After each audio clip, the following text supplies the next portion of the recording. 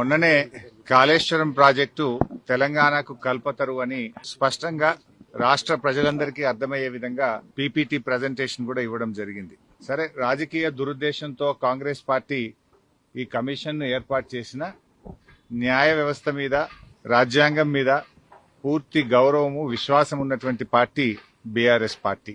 ఈ రోజు justice Ghosh commission మమ్మల్ని పిలిచింది కనుక ఈరోజు కమిషన్ ముందుకు వెళ్లి ఇంతకాలం కాంగ్రెస్ పార్టీ చేస్తున్న దుష్ప్రచారాలన్నీ కూడా వివరించి వాస్తవాలన్నింటినీ కమిషన్ కు తెలియజేస్తాం.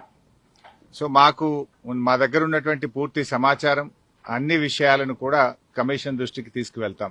గత కొంతకాలంగా కొంతమంది వ్యక్తులు, కొన్ని పార్టీలు వాళ్ళు ఉద్దేశపూర్వకంగా బీఆర్ఎస్ పార్టీ మీద రాజకీయ కక్షతో బురద జల్లేటువంటి ప్రయత్నం చేస్తా ఉన్నారు. వాస్తవానికి ఒక ప్రభుత్వం విద్వేషంతో కాదు ఆలోచించాల్సింది, వివేకంతో ఆలోచించాలి, విజ్ఞత ప్రదర్శించాలి. కానీ నేడు కాంగ్రెస్ ప్రభుత్వం విద్వేషంతో, రాజకీయ దురుద్దేశంతో మా మీద బురద జల్లాలని ఇవాళ రాష్ట్రానికి అన్యాయం చేస్తున్నారు. ముఖ్యంగా రైతులకు అన్యాయం చేసే ప్రయత్నం చేస్తా ఉన్నారు.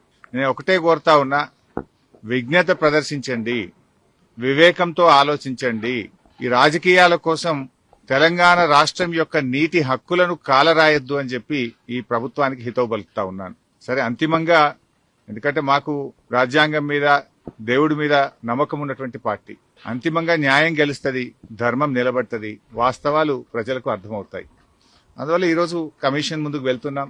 కమిషన్ మమ్మల్ని అడిగిన ప్రతి ప్రశ్నకు పూర్తి స్థాయిలో సమాధానాలన్నీ కూడా చెప్తాం, వాస్తవాలన్నీ కూడా వివరిస్తాం.